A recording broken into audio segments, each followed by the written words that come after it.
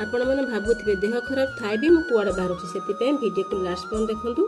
काल रात मो देह बहुत खराब था, प्रबल ज्वर सहित घोलाबिंधा, तंटी दरज, काश, छिंक, निद न हवा इत्यादि इत्यादि। से सका सका उठा मोपाई संभव हो पारानी। से पतिदेव मोर सबू कम जमी लुगा सफा करवा, सुखेबा, गछरे पानी देवा, ठाकुर पूजा, रोषे आदि सबू कम सारी मते डाकिले। मु उठिला बेलू बहुत लेट हो जाता, से मते बहुत खराब लगिला। कौन करवा, देह खराब हेले एमती होता है। तापर मु ड्यूटी पे रेडी होता है। सेतिकी बेले आम सान सार फोन आसला, माने मो पुअर फोन आसला। से कहला मो पाखु आज आस देखा करिवो, कारण से हॉस्टल रोचे आपण माने जानिथिबे।